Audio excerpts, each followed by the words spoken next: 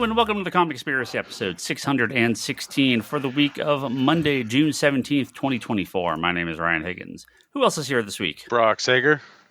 Kevin. And Lane. Hello. I'm disappointed in you. In me? Yes. Why would I do? You literally started this podcast off in the shittiest way humanly possible with that episode number. 616. So my recording, I don't know what is going. Hold on. I'm looking at my recording here right now. Hold on, I'm going to do something real quick. I'm also going to go up here and look at my recording. Is that no? It is just really low. Like, what is happening? Yeah, you're normally higher program, on my side, but this fucking program likes to sometimes record off like the webcam instead of the microphone. And I thought maybe it had switched over, but no, it's just my input's like really low. I don't know. I'll figure it out later. Anyway, episode 616 would have been better. 616, yeah. Come on. Oh yeah, 616. Especially with the news we're talking about. Yeah. Ivory? I don't know. What were we talking about? 616? Yeah, it's a Marvel thing. Yeah, I'm a real Marvel fan. Oh, fucking, here comes Toby with... so Toby's in, so it means I already have to edit this episode. It's fine. We'll just go from here. It's the Marvel episode is Toby's username. Wait, are we starting over? Are you going to leave all this in? It doesn't matter. Oh, this is going to be such sweet content. Yeah, it just means I have to edit the podcast this week instead. Toby, like you somehow... You sure it's not Bryce? Always like a minute after we start recording. Yeah, it's my pleasure. Yeah, and then I have to go in and edit it all. Let's start over. Nah, it's fine. It's funnier this way. Toby is also here. Toby. Brock was saying I did not have a good intro to this episode since it was episode 616. Well, you can redo it. See? I didn't even realize that. No. This is better. And then you jump in with the username. It's the Marvel episode. So, okay. So here we are already talking about DC of the whole podcast. So just like normal.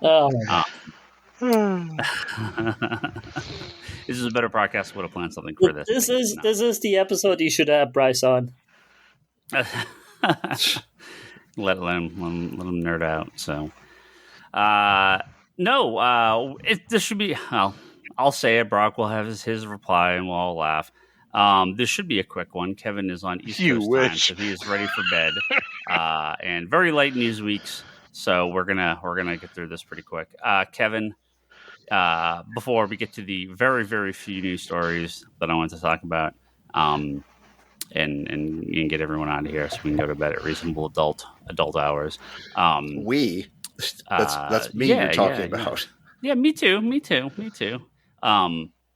You went to a convention, got a Kevin Sharp convention report. I want to hear all about it. Why don't you tell us? You are like convention man this year. Yeah. And we got Comic-Con coming up. Yep. In a month. Yep. So next year is going to look very different. You're not done yet. Yes, it was the HeroesCon in Charlotte, North Carolina, which had been a con I'd heard about for years. Supposed to be one of the best comic book conventions. Emphasis on those two words. Long-running, legendary comic convention. Yep, and I just hadn't checked it off my bucket list before now. So yeah, why not? Let's knock it out. So yeah, what did you want to know? Just what it was like? Yeah. What'd you think about it? What'd you like? What'd you get? It was. You're on like an art kick these days, so you're. But I was on a tight leash for this show. So I went there. The con was Friday, Saturday, Sunday. I went into town Thursday. Came home today when we're recording. It's Monday.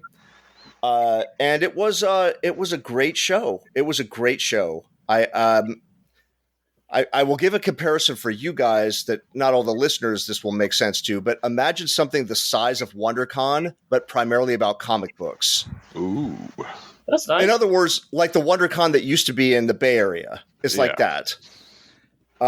So had a massive guest list.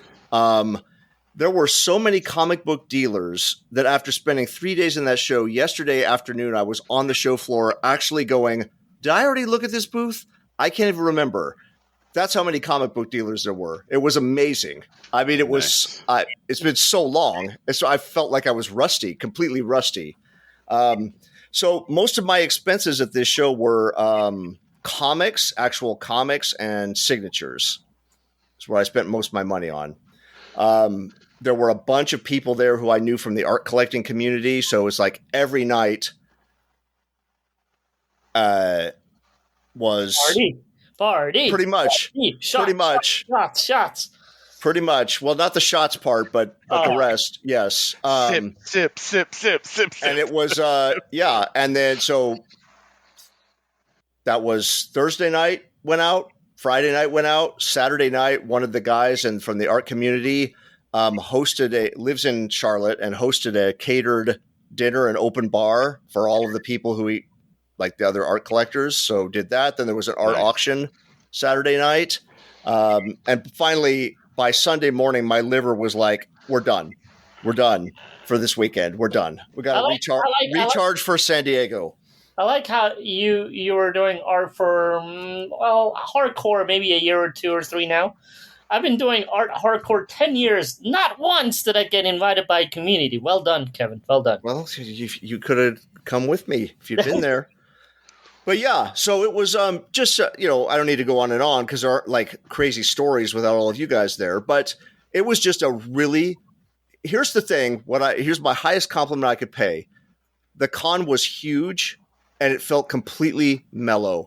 The aisles were so wide, and it's not because there wasn't anything in like an empty convention center. It was a packed convention center, but the way it's laid out, it's so pleasurable to move around. You're never bumping into anybody. You're never fighting with anybody to get up to a booth. There was no creator who I wanted to see who I didn't have access to. There were no ticketed events or anything like that.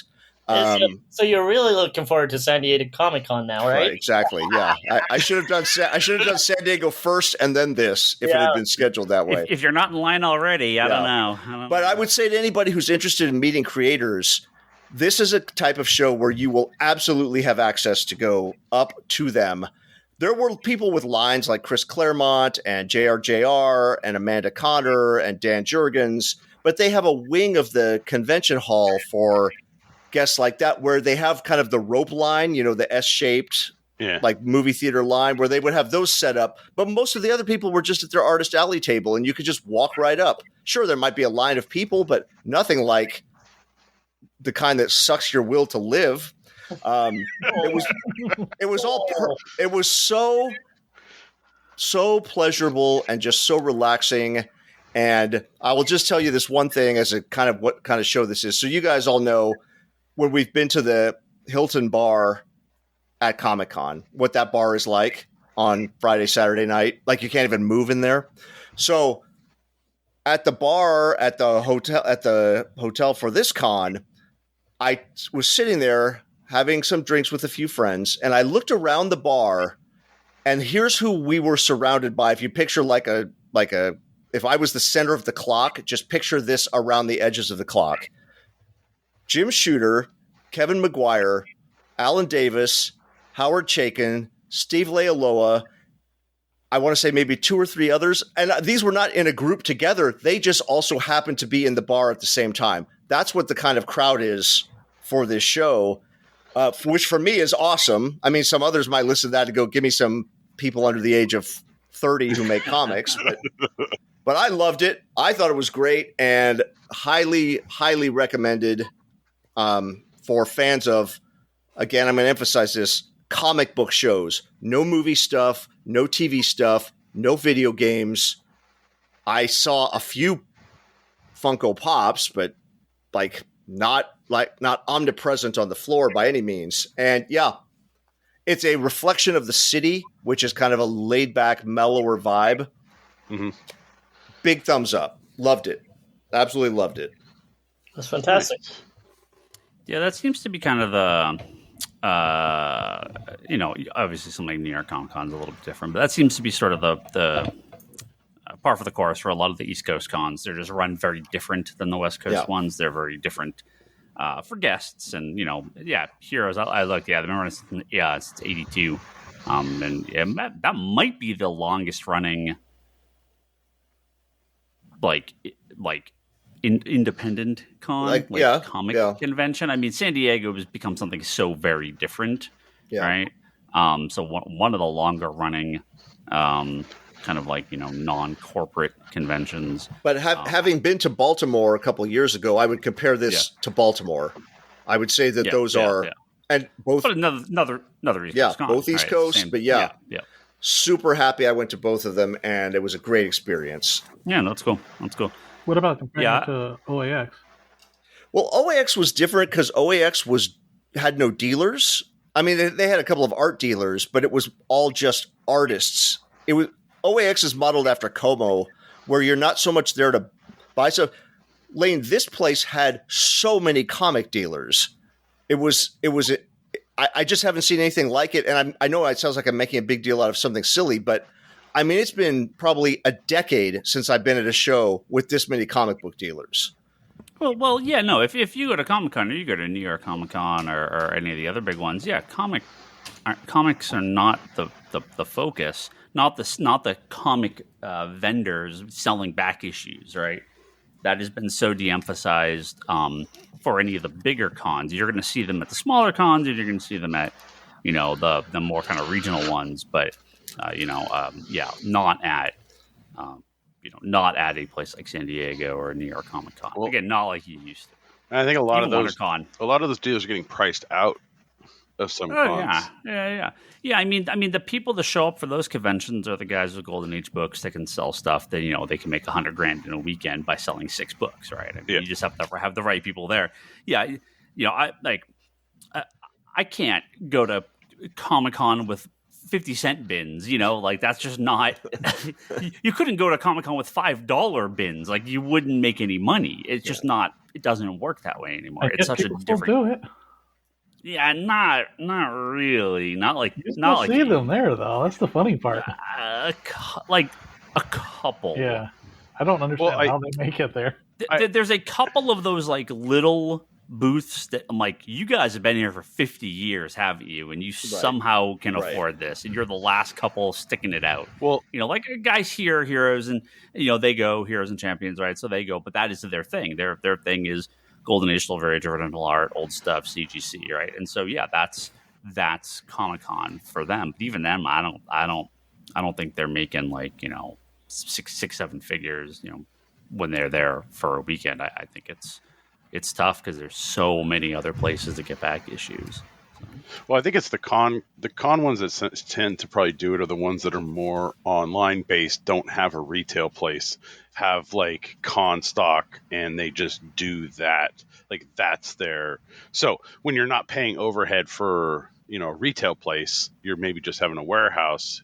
You don't have as much overhead every month there. Yeah. A lot of them are convention only stores, so they'll sell online now at this point, I'm sure, but mostly just conventions. Yeah, I think it is really hard running a retail shop unless you have specific stock just for conventions. I don't want to tear apart my store every other weekend to drag it out and go to a convention to pay to do all this other stuff and the extra staff. It's just I don't like it. It doesn't work, I think, for a lot of stores like ours. Again, it's fine if you want to do it for promotion, but yeah, it would have to be something really special. It just doesn't work.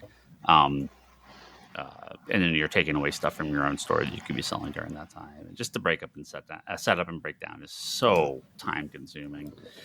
But if that's your thing, if your thing is I travel to a convention every weekend, I'm in a different state, I just drive from local con to local con, and that's your thing. I do 40 cons a year. Yeah, okay, that's your job. Cool. That's tough. Yeah, that's real tough. I couldn't do that, but if that's what you got to do.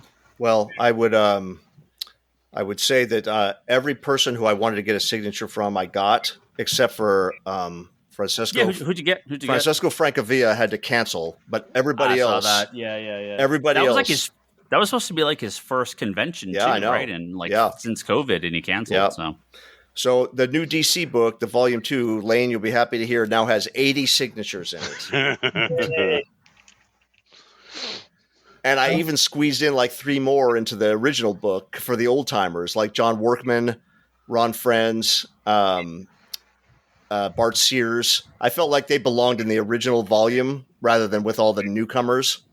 But yeah, and I would say Bart Sears as an old timer just I know. throws my brain off. Well, 90s. I'm counting 90s as I'm counting Justice League Europe. Right? I saw a post on Reddit today that was like, for all the older people, when they cast Heath Ledger as the Joker, what was that like? And I can't remember, when did that movie come out? I don't know, like 2 weeks ago? Like, right? Like, no. Like just the other week, right? Like that just happened, right? That wasn't too long ago, right? No. It was. Oh wow! The Dark Knight came out the same year as Iron Man. Was that 08? 08. Yeah. Yep. Anyway, that's Heroes. So there you go. Yeah, awesome. Yeah. 08 is considered old. It's a good time. Oh man, good times. And you'll notice that I said Bart Sears among the old timers, not that he is an old timer. Sure. All those young kids in their newfangled comics. There's newfangled. Does it get a pretty good turnout for Artist Alley there too? Because I mean, I know there's a comic vendor, but their Artist Alley is pretty good too. You should look at the website for the Artist Alley list, man. That's a good list. Yeah, it's really good. That's cool. Like doing my prep before going, it's like I sat down to just make on my phone a list of who do I want to look out for the book, right? Figuring like how many people are there going to be who I haven't met before. I got like 22 just with a quick scan of the list. And then some of our Meanwhile contributors were also at the show at Artist Alley. Oh, nice. And it was just super fun. I can't say enough. The only downside being it was hot and humid AF. Yeah. But that's what air-conditioned places are for. And it's good timing too, right? I mean, because you're 5 weeks out of WonderCon, you're 5 weeks out of San Diego, the other way, and MegaCon and stuff like that. So it's like it's a good time. It's kind of right in the middle of a few of the other big conventions. Yeah. So. And then our local celebrity John Fleskus had a booth there.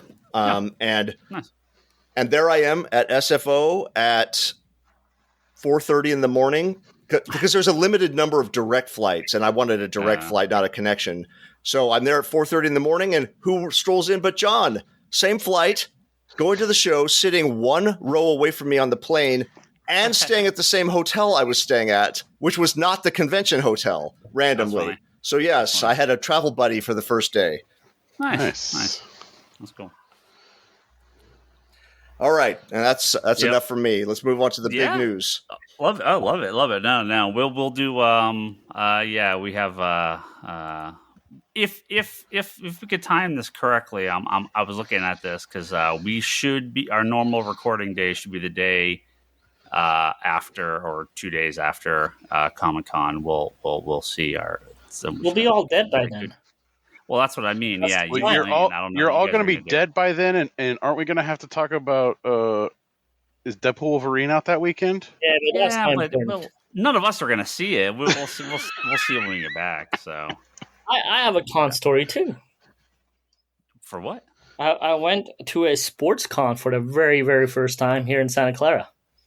Like a card, like a trading. Yeah, I've never done one of those before, ever. I used to do them all the time. I used to go to card shows all the time. What do you mean? They used to have, huh? Really? Yeah, like back in the day. Like what, baseball? Time. Yeah.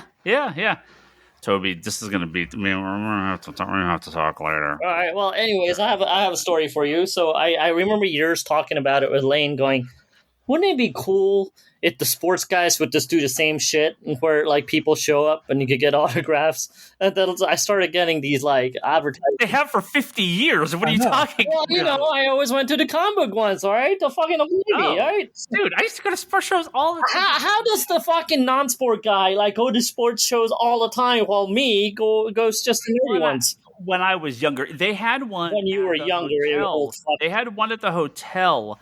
On Wolf and they used to have one all the time at Wolf and do like sport guys show up like Wolf and Sunnyvale, Saratoga, like down the street from where the old shop was. There's that hotel that's at Wolf and Sunnyvale, Saratoga. It's at Wolf and Fremont. Or Wolf and Fremont. Sorry, Wolf and Fremont. Like Sunnyvale, Saratoga. What? Sorry. Wolf and Fremont. Yeah, that Miami hotel. Is it just a bunch of guys selling cards, or are there actually people signing? There would be like one random not like a local guy, eh? Yeah, local guy. Yeah. Well, this one got me excited because Dr. J is there, Run TMC is there, Allen Iverson was there, and I was like, so there was 2 days, right? One day was mainly football, like some Niners, some other people I didn't know, but then like basketball day, I'm like, shit, it's a day first of all I could do, and then second, I'm like, Allen Iverson would be a guy I really would like have a jersey on the wall. And of course, I'm like looking through my thing. I'm like, the only jersey I have was the one since I was a kid, as in like it was like kind of beat up and old and small. So I was like, all right, let me go find a jersey before the convention. So I go to the mall, find a jersey. It might be a size smaller than I wanted it to be because I wanted to wear it in case I don't get the signature, but I bought it anyways. I asked the guy, is it refundable? He goes, nope, because it's on sale. I'm like, all right, well, at least it's on sale. Happily went to the con. Paid my fee to get in, which was really cheap, but it was like $10. Walk in, look around. I'm like, it's not that much happening. I saw Dr. J sign, which was cool. He was a little out of my range. Went to the autograph booth to try and get a ticket for Allen Iverson. Lady goes, yeah, he missed his plane. I'm like, mother effer. It was like literally the only thing I went there for. So I went and argued with the guy at the entrance, got my $10 back, and went home.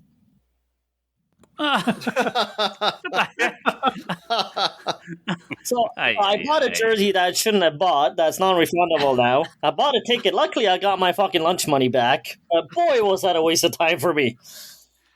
You should have walked around. Dude, you walk around that thing in 5 minutes. Trust me, you're done. Yeah, sure. Yeah. But the hotel is the Wild Palms. Well, as my very, very first sports con, I didn't do too well. Nice. Let me know when there's another one. Maybe we'll have to go. Yeah. Well, I my backup was doing some of the Run TMC, as in the Warrior guys, Tim Hardaway, Mitch Richmond, and Chris Mullen. But I missed those guys by like 2 hours. So I was like, I really didn't do this one well. Yep, that's always the problem with if you are going to a convention. I mean, this is just good con stuff. Period. Right? Yeah. Just for any convention. If you're going to a convention, especially for like the first time, or you've not really done for like the autographs and stuff, do not bank going for the one thing, because this can happen. There's so many. I mean, all of us, I'm sure, have had some celebrity back out at the last minute. Someone cancel. Someone got sick. They can't make it.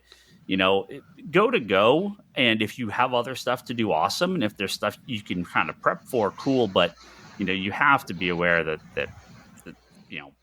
consider yourself lucky if you get everything you want. I was very well aware, but it was still. Yeah, I know you know. It was still a really funny, in quotes, experience of a Sunday for your first ever card show. Yeah, that's super funny. How you never been to a card? Jesus, I mean, I went to plenty of stores that sold cards. I just never went to one that's like only sport. That's it. Yeah, that's funny. Never. That's funny. Like, well, I think I always needed the toys to go with the cards. So I'll go to a card show with you. All right. Awesome. Well, this one was kind of lacking in the cards. I'm not gonna. There was like, I'm gonna tell you, it's like maybe like 10 booths. Yeah. And maybe half of those had cards, and selection was very minor. And there was a lot of. Was it a lot of like jerseys and?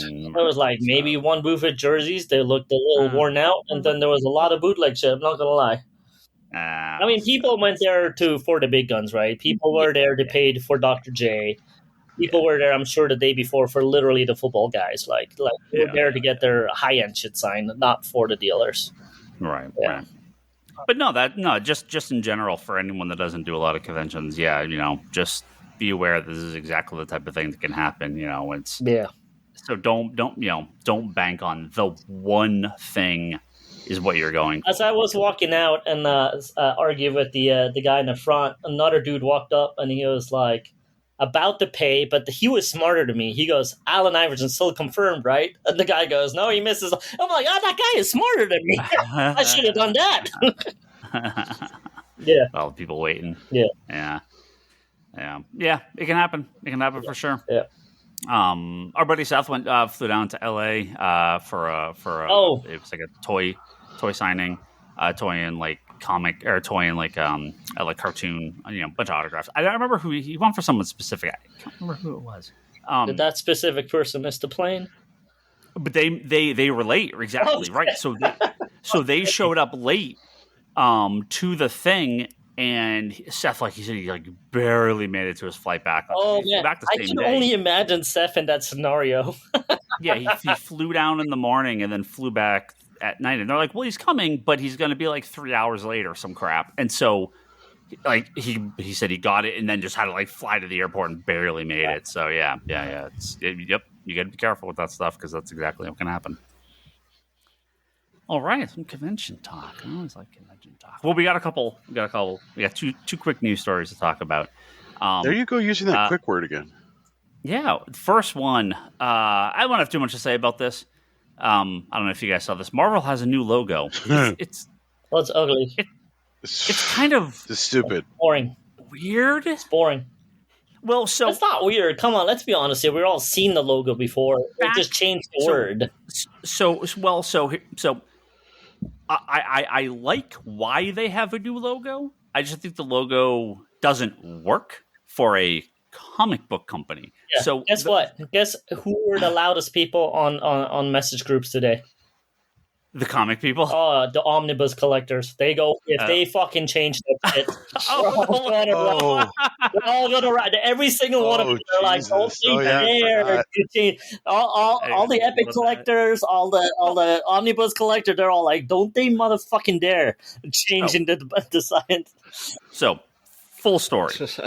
Marvel's had this logo forever. It's red. It's the thing they use in front of other movies. You've seen this forever, right? So, it's actually good that this is happening because what had happened was they tried to shove everything into Marvel as one brand, one thing. And the problem there was the people making the TV shows and the movies and the comics and animation are like all one group. And that just doesn't work clearly, right? As we've now kind of seen. So recently they kind of broke Marvel back up into its different divisions within Disney, which is, I think, a very good thing. So Marvel Comics, Marvel Studios for the movie stuff, Marvel Television returned, and then recently Marvel Animation got announced as like these are like separate groups that are going to kind of focus on their own thing, splitting Marvel up. The idea here was maybe people don't want to watch every single movie or show, so now we have these unique individual shows and movies and content that people can experience without having to worry about everything else. So actually, I'm totally fine with the whole reasoning behind it. The mistake here is, though, right? Marvel Studios, Marvel Television, Marvel Animation all have one thing in common. They're television. They're on film. They're widescreen. Comics aren't. It's something different. This is a bad logo if it's going to be a thing on a Marvel comic. For 100 years, we've had the idea of the corner logo, the corner box logo in comic companies. You have a symbol in the corner, top left-hand corner, to differentiate the publishing companies. The reason this works is because the way they stack them on newsstands, the new book in front of it goes in front of it, so you can see the top left-hand corner. That's why the numbers and the price and all that stuff are there.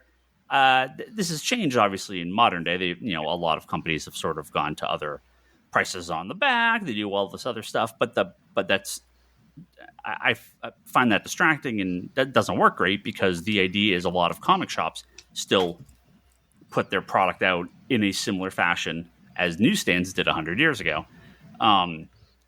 Not to mention spines on graphic novels, unless you're going to tilt the logo 90 degrees and you read it up and down like you would the title of the book, the logo is viewed, you can read the Marvel logo, the DC logo, that stamp, the image eye, any of that stuff. You can see that clearly, so you know the publishing company. This is an important part of comics. This logo does not work because it says Marvel Comics and it's super ass fucking long. It just doesn't work for a comic book. Now you can have this like across the top as like a banner, but you still want that Marvel M, that red Marvel logo. Having the red Marvel on the spine is fine sideways because it still stands out. But now if you say Marvel Comics, you're extending that even further into the font that's going to be on the spine of comics. It doesn't work in the way it's laid out as a corner box. I guess you could put the comics under it, but it's a comic. It's Marvel. It's just it could be a logo on like corporate papers or whatever, but like it doesn't work for a logo for the publishing company. So I really hope they don't use it. And it's also kind of weird too that it's like a different font than the others. Studios, television, and animation all have the same like font size and like font type. The comics one is like different. So it's a weird choice all around, and I don't like it. I don't know why. I don't hate them wanting to call it Marvel Comics. That's what it should be. It's Marvel Comics. But you had that old I was going to say Marvel M with the comic. With the comic that goes over to Marvel? Right. Yeah. It's square. It fits the dimensions that you need for publication in a lot of ways. This feels like something that was made by someone who doesn't understand physical paper and physical products. So that's my problem with this. We'll see. I don't know. I wonder how much Marvel Comics had say in this. I would assume zero. I just assume they had no say in this. But it's a really bad decision. You can say you don't like the DC Peel logo, but it accomplished what it was trying to accomplish. It was the DC. It fit the area you need. It was a easy logo that could be applied in kind of any part of a product. So this I'm actually long strip doesn't work like that. So I have the luxury of recording next to my bookcases. And so you're talking about the Peel logo. I'm looking at the 52 Omnibus. Yeah. And the DC Peel is there, and then DC Comics is right underneath it, but it fits and it works. It's small text. It's small text, right? It works. Right. I'm actually looking at my Star Wars Epic collections, and the Marvel logo is that red logo, right? That white white letters, but the background. But it only says Marvel. It only says Marvel, but it's turned with the spine, and underneath it says Epic Collection.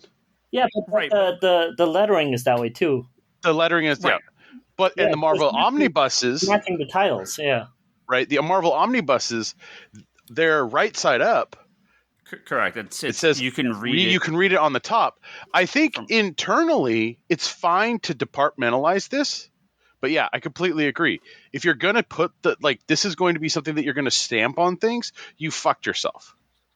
Right? Like you literally have pissed, even though you might not like the Peel logo fit parameters of like Bullet. It was either the Bullet or it was the Converse look or. It fit in what it was trying to do. Yes. I think with this, it just doesn't, it doesn't work on a printed product. No. The way the logo is designed. Now, you could have that same Marvel Comics, and you could print it, again, turn 90 degrees, but it's going to take up twice as much space, right? You can have it printed that way on the top of a book, but you can't do that on the spine. You can have the comics underneath it, but then that's a different logo. That's not the way this is written. It is a written Marvel Comics next to each other. So go look up a picture of this online if you haven't seen it. It's just Marvel Comics. It looks like the studios on stage. It's just it looks like it just says comics instead. Yeah, but it's a different font, and they didn't think this through because this causes problems with. It's going to cause problems with print, and we'll see how they deal with this. I can't. I think they're gonna go. Ooh, this doesn't really work. Like, if it was Marvel Comics with the comics underneath it, maybe like a shadow of like an M over it to sort of mimic that old Marvel Comics. I could maybe see that working. Again, you have the square corner box style. It could work on a spine. It could work on the top corner of a book. It could work on product placements. Product design and stuff. I could probably see that. But as is, no, not work. and it sounds like I'm being nitpicky, but this is like, people fucking freak out when they have these logo changes. They get really upset and bothered. Yes, when you fucking, spend your life savings on omnibuses to fill your bookshelves, they have everything bloody match, and they go change a fucking logo. Yeah. Dude, heads will roll. Yeah. One other story, talking about heads rolling. This is, I'm glad Lane's here because I want to get his take on this. He's always a great guy to go to for the art stuff. Over the weekend, I guess it was Friday, right? New solicitations came out for DC's upcoming books for, this would be September, right? July for September? Yeah, September. And in it was a number of covers, a Batman, Superman, and Wonder Woman? What was the third one? Wonder Woman? Yeah, I only saw the one. Right? Yeah, the Superman, Batman, and must be Wonder Woman. By Francesco Mattina, a very popular cover artist, who's some people have had issues with through the years. There's been lots of claims of, heavy referencing and tracing, and problems with, there's referencing, but then there's copying someone's image and just adding a couple little touches to it. So, it's basically plagiarizing. There's very different problems here. These are, there's reference and there's homage, and that's fine. But there's, literally just copying. But he's still has remained a popular artist for DC. He's worked there for a long time, done tons of covers for independent companies. But this seemed to be the one that really, really kind of maybe broke people's faith in him, and we'll see how this turns out. There's a Superman cover out that immediately upon posting, people jumped on and they're like, this is just some shitty AI art. This is just top to bottom some real bad AI drawing that he maybe touched up a little bit, but from the claims, lots of telltale problems that AI causes with things meshing into each other and things kind of being out of place, additional details that shouldn't be there. Now, personally, I hate AI art. I never want anyone to use it. I saw this cover and I didn't really think anything too heavily about it. Maybe it looked a little bit off. Oh, I should say it's a cover for Superman 18. It kind of just looked like a lot of the other stuff he's done. So if it's heavy, if there's a lot of AI art stuff in this, okay, I guess, right? Like maybe he adapted a lot of it to his own style.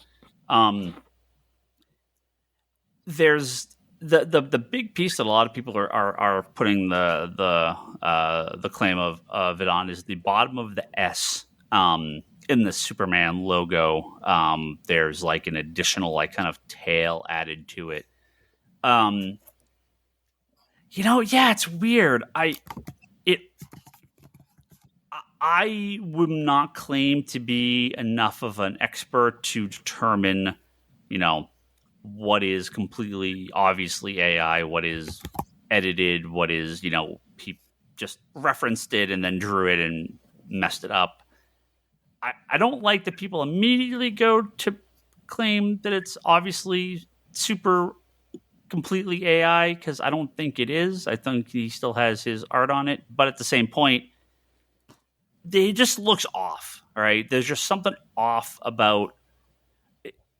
It just looked like he maybe didn't finish coloring it. But this is a bigger problem than just him doing this. This is also like an editorial thing where like people at DC should have caught this and gone, something's off here. Like this. I'm looking at it. It's like the double S.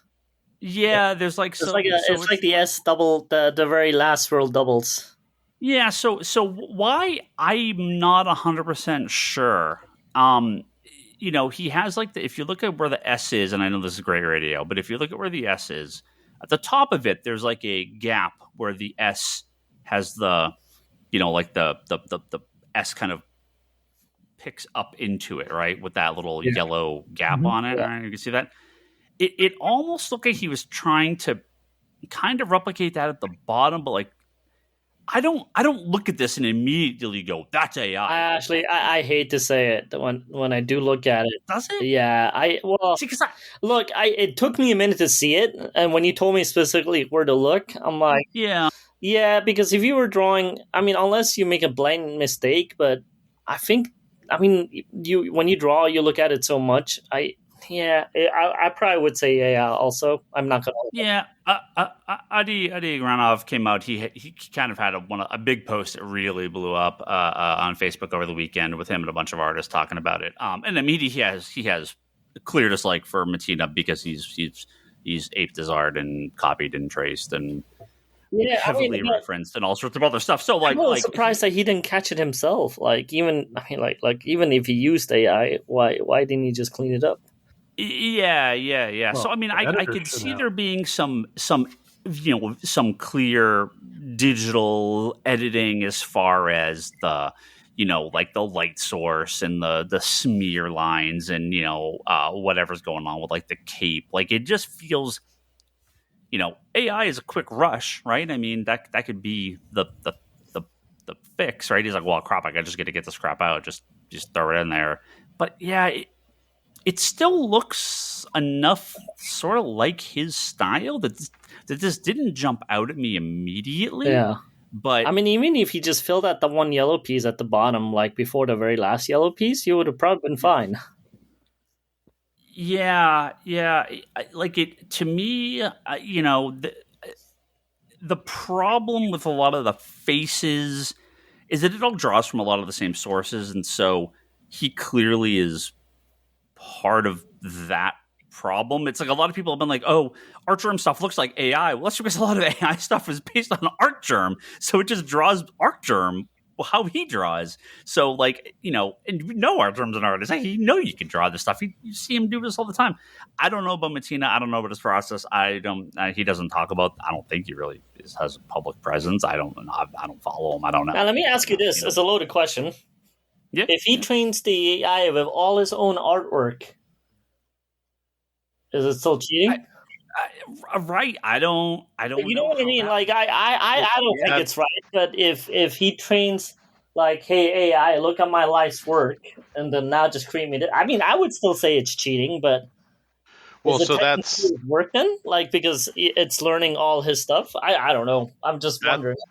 That's one of the things that like is being brought up with AI is that what if you're using it as a tool, but you're feeding it your own stuff? Yeah, but right, like you're feeding your own stuff. So technically, it's just being used as a tool to basically mimic and make your life easier. But again.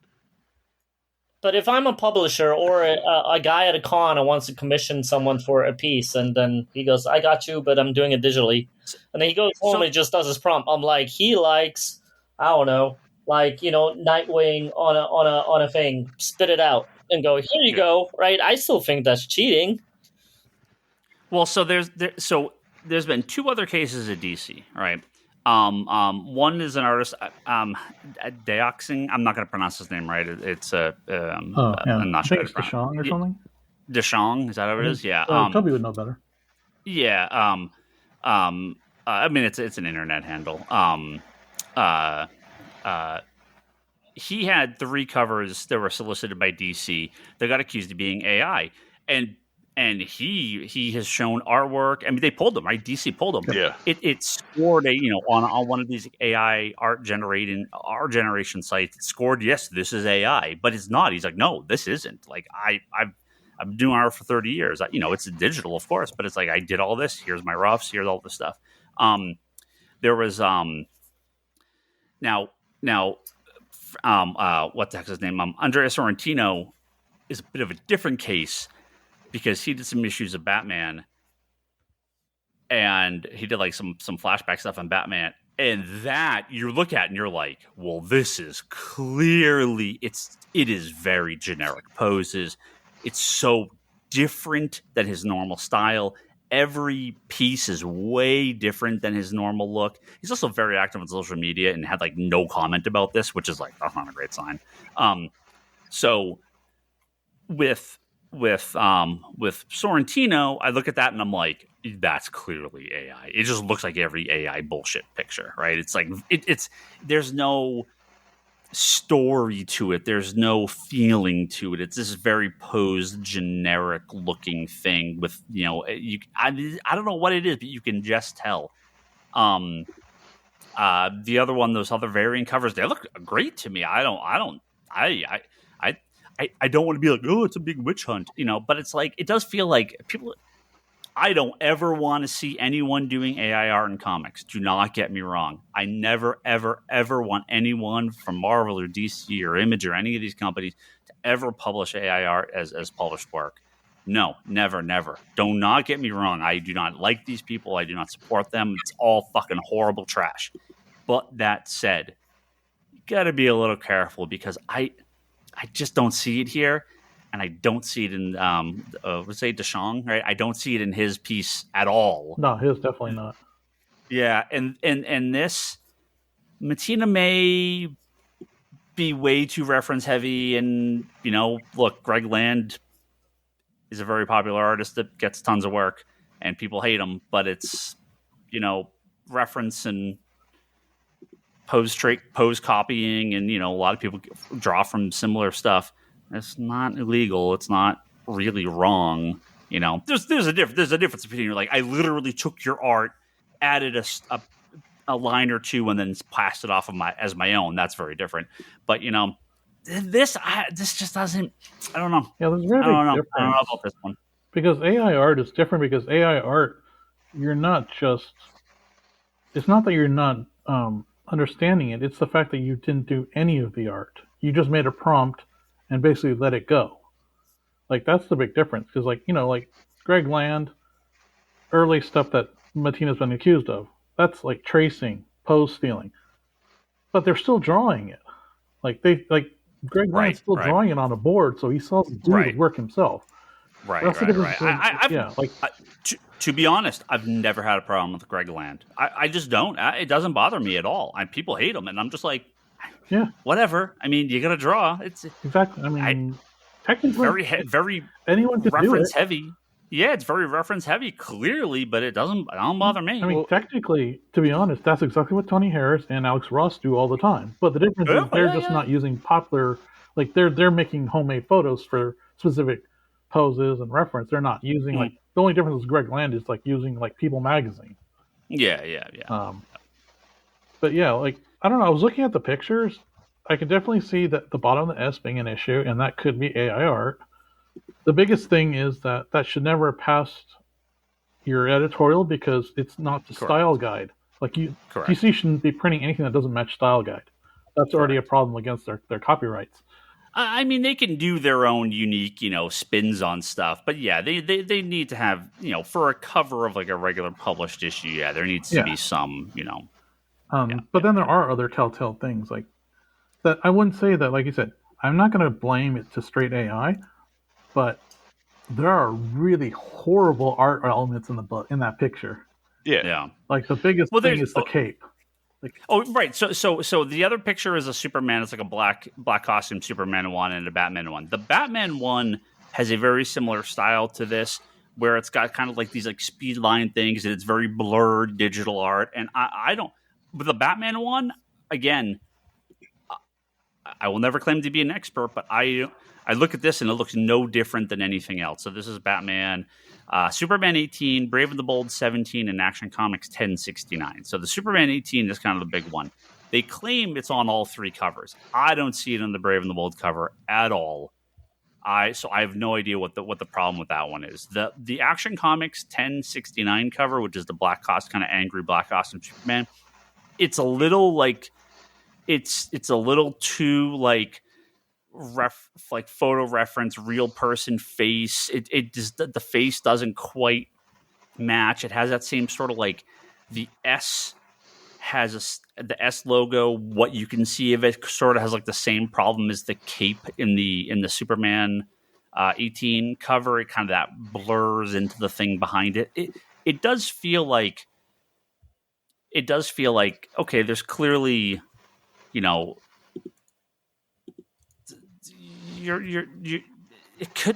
maybe just bad use of digital editing. Like it doesn't scream this is AI art to me. But I don't know. We'll see. I don't know what their plan is if they're not going to publish the covers. You got to assume if you ask him, he's going to say no, right? He could easily just show the process. Yeah. I mean, Leanne, you use Procreate, right? And that has like the You can show your layers. You can show the time-lapse video. Yeah. There's ways to do this, and so you've got to you don't just crank out a finished product, right? Like you save all the various steps in between. So that's what you got to do. Yep, definitely. Although I would say that I have seen and I've been to conventions with Mattina, and he does draw. Like I've seen him do commissions. And okay, yeah. So like physical art or physical art. digital commission? He did art on sketch covers. Yeah, cool. And they actually didn't look bad. I mean, they look pretty good. So like I think he definitely is an artist. He knows how to draw. But I do think that I don't know about the AI stuff. Like you said, I'm not gonna jump on the bandwagon on the AI specifically.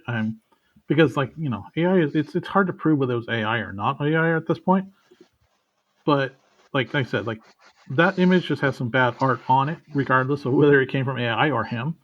Same thing with the other thing I will agree with Eddie Granoff is, though, I do know that, yes, he definitely stole art in terms of, because I know, for example, that Punchline cover that was a variant long time ago that he just basically redrew was a complete another ripoff. You could pretty much line up the two images directly, and they were just colored. One was colored different, and he added, I think, a knife.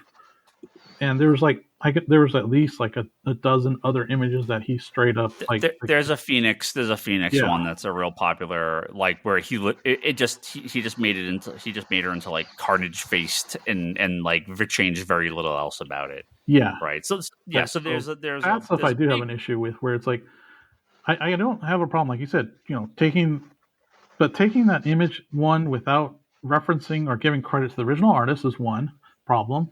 And the second is he really could have changed it more than just what he did. All he did was just change so small bits here and there. I mean, yeah, okay, he made it darker. Okay, that doesn't mean anything because everything's dark on these in his style. But you shouldn't be making images that if you knew you're that close to someone else's image, start over. I'm sorry. Right. It's no longer yours.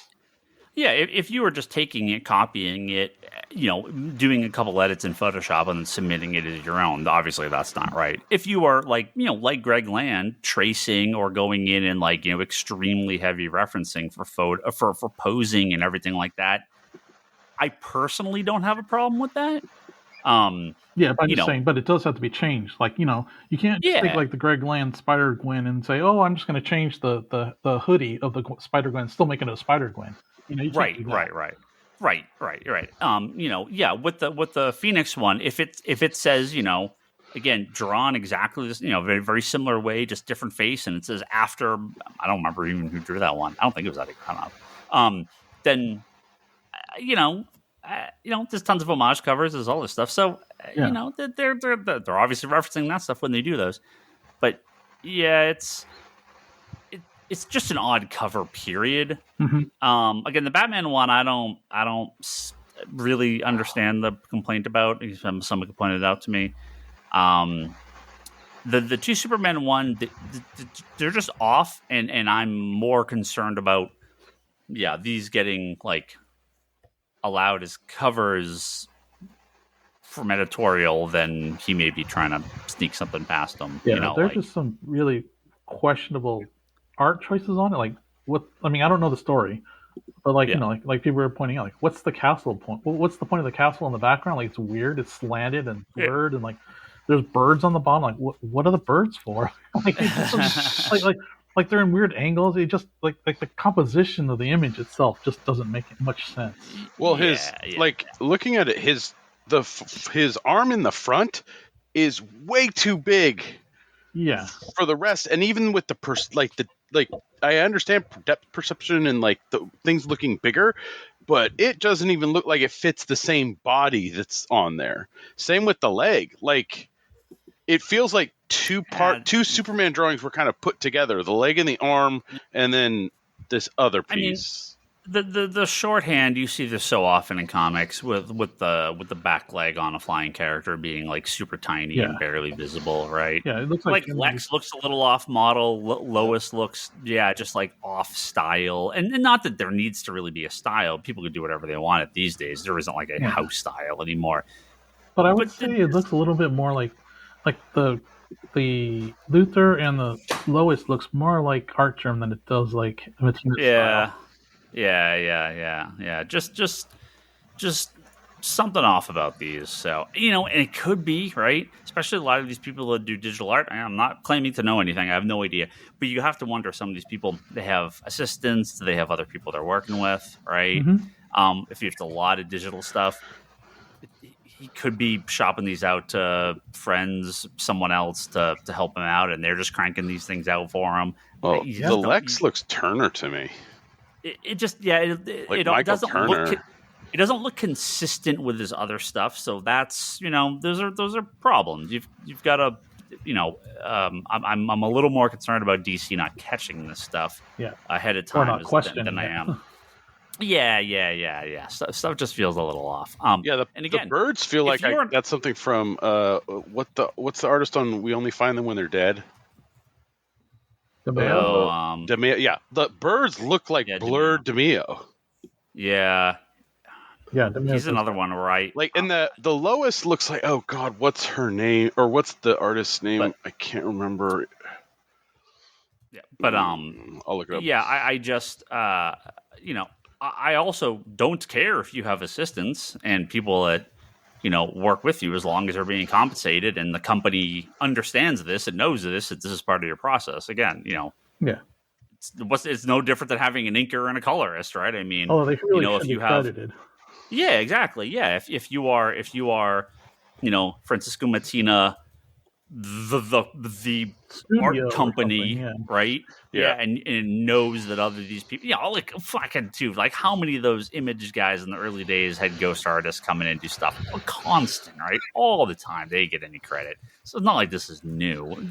They've done hell, fucking Superman. Like half the old Superman comics were in Batman comics, especially Batman back in the day. Like, they probably can't do any of that shit. It's all ghost artists. So yeah, we've just come a long way from that. What they used to do. So yeah, just I hope this gets settled. Again, more from a editorial corporate company point of view than necessarily one artist trying to do something, because that's going to happen. But yeah, you don't want to see the decay in the overall product of any of the companies. Dude, it's Carla Cohen. That's what like Lois looks like to me, is her art style. I don't know. She's done a couple things for DC. Yeah, she does covers. Yeah, she does covers, but like that's more along the lines of her like facial art style than. Yeah, I don't know. I liked Mattina's stuff when I first saw it, and then over time I just like stopped. I just was no longer really. It was always too dark, or it was just But yeah, I don't know. Yeah, DeMeo I'm the same way with. The covers are all extremely samey, and they're really hard to see anything on. And I kind of just, I'm like, I don't get it, but whatever. And people like it. That's cool. It doesn't really matter to me. So yeah, just it's going to be interesting in a couple of years. This is not going to get any better. It's only going to get worse. Go to local comic conventions and support artists doing art there at the table. You know what's cool about DeMeo, though? I understand what you're saying, is that he works traditionally, and his art looks digital. And that's not an insult. That's a real, like, man, I'd love to see that guy's technique, like laying out a cover, going step by step, because you'd swear that's a digital artist, or I would anyway. Not AI. I'm not accusing him of that. Because I watched him draw. I watched him draw at Orlando, but he wasn't doing covers there. He was just doing commissions. Mm-hmm. But I think you could like that Superman cover is just kind of boring, even without the what do we call it? The error. The blatant should have been caught by an editor before release stuff.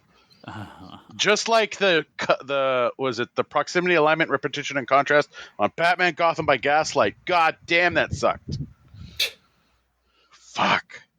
I want to get into that. Brock has this like crazy. No, seriously, margins. Do you understand what margins are, people? People are paying for this shit. For where they put. So Brock's copy of the new Gotham. Every single fucking copy of it is slightly misaligned. No, every single fucking copy is like that. And this caused Brock to have like a brain aneurysm on Tuesday. Swear to fucking Christ, go look at it. It's like it's nothing. Like it's the most nothing problem I've Kevin, ever look at it and get back to me and tell me if it's not an error. Sure. Do you have an unsealed copy I can look at? Yeah, they're on the wall. It's just. Oh, I thought it was a book. It's a comic? Yeah, it's a straight up the first issue of Batman Gotham by Gaslight, the Kryptonian Age. Oh. Yeah. I thought you were talking about a reissue of Gotham by Gaslight. No, they did release the facsimile. That one looked fine. Okay, gotcha. The top margin and the bottom margin are atrociously off. If anyone on this podcast can agree with Brock with a straight face to me in person, I will give them $20. Toby, okay? Toby, I cannot agree. He said straight face. That's not Toby. He said straight face. Lane can do it. Lane will be able to do it. If you can stand there, look at that, and go, I agree with Brock, I will give you $20. Okay. Challenge accepted, Kevin. All right. Excellent. You do $20 credit at the shop, man. Goes a long way. It's just the logo and the DC logo is in this corner, and the logo for the Elseworlds logo is in the other and the corner. margin on top between those two symbols in the top of the page is not the same as the barcode at the bottom of the page and the bottom of the book. Oh, we're just talking about the cover? Yes. It's like the most nothing problem. Wait. I'm sorry. Hold on. Brock, sorry. Wait. Ryan, pause. Lane, face. Lane, thank you for clarifying. Face. Brock, is this an issue with every page of the book? No. It's an issue with how they printed the cover.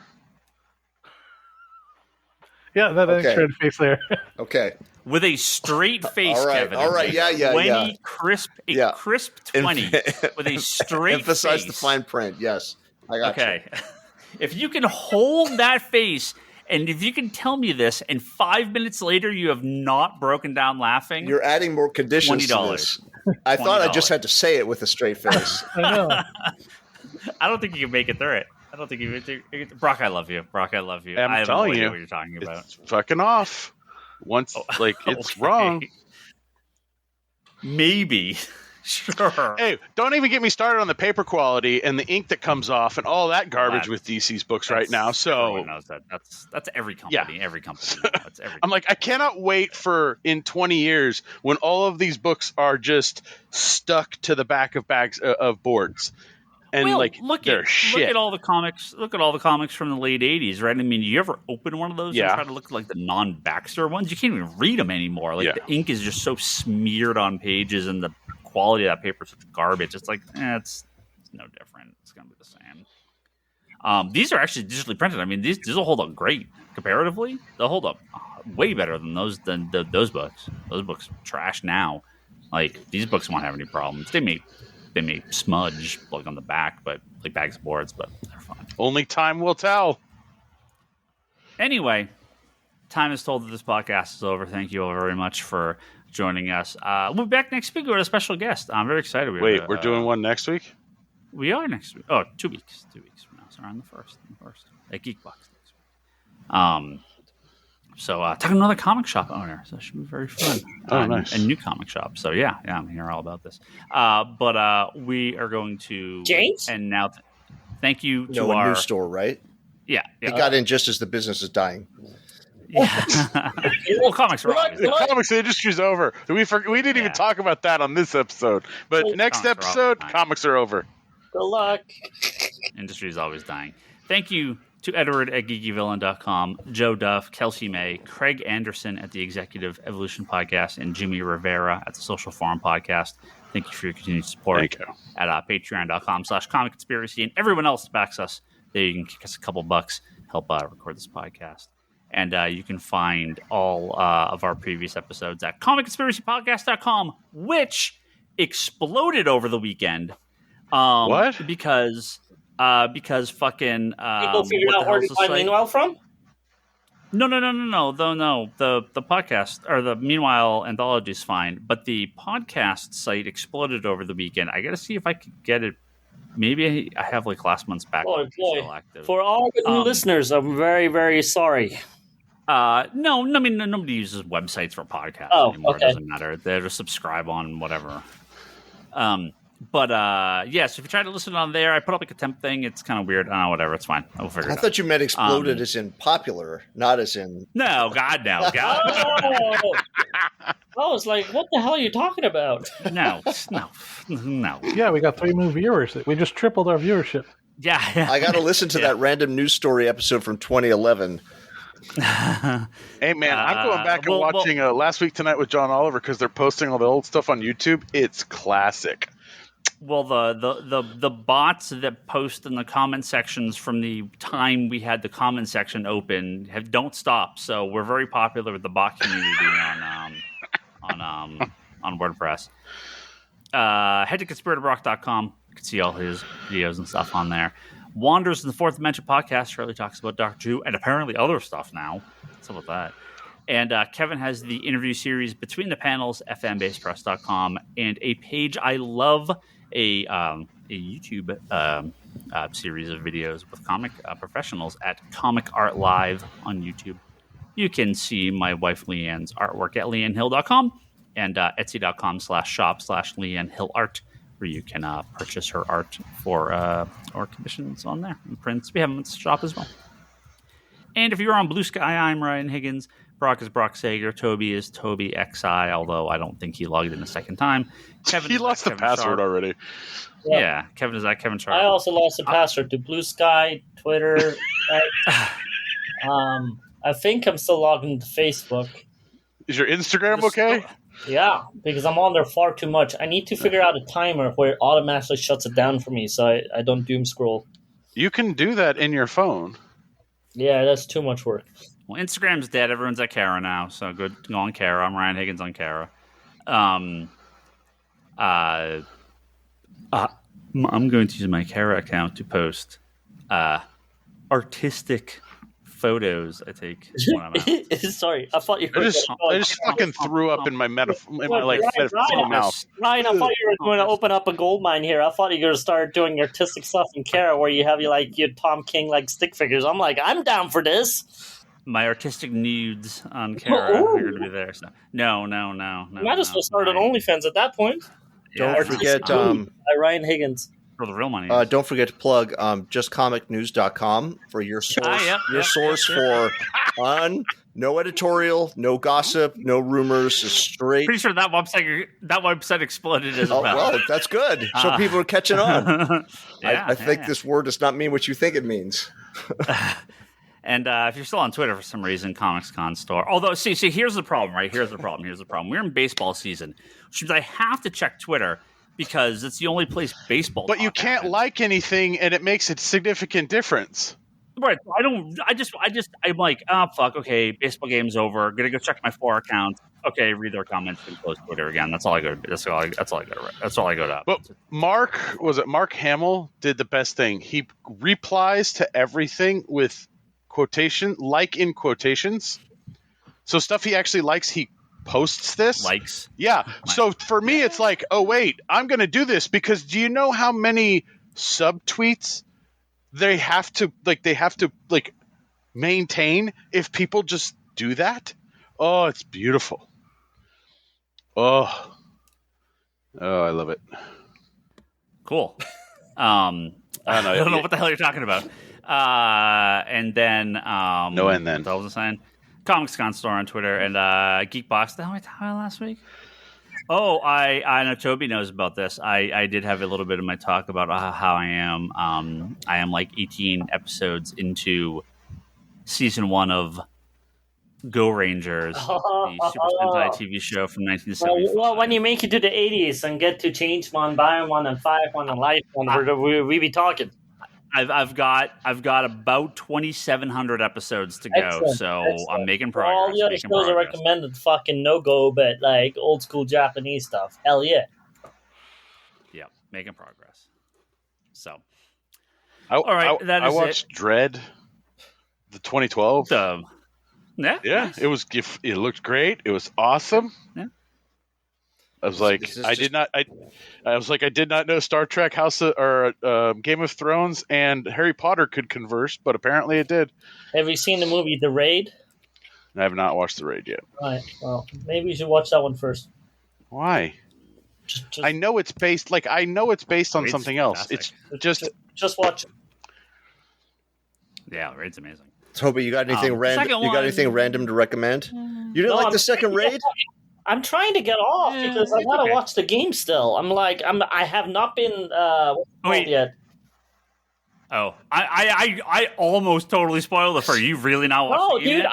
I just got home. I need to I want to get off and I want to watch the game. So I'm like, hurry to. You were actually really lucky because I was totally gonna spoil it for you. I thought you already finished it. No, it ended like 4 hours ago. What the hell's wrong with you? I got home my fucking 9, and then I was like, if I watch the game, I'm gonna miss the podcast completely. As I was doing you fucks a favor. Oh, okay. Well, I almost spoiled and everybody that's listening. Actually, for everybody's listening, not you fucks. Fuck you guys. The irony of me almost spoiling the NBA Finals for Toby 2 years in a row is extremely funny. No, it's not. Oh, just spoil it. Do it. Do it. I did spoil it last year. Spoil it. Fucking spoil it. Do it. We are done. We are going to stop recording this podcast now. Goodbye, everyone. Bye. See you next week.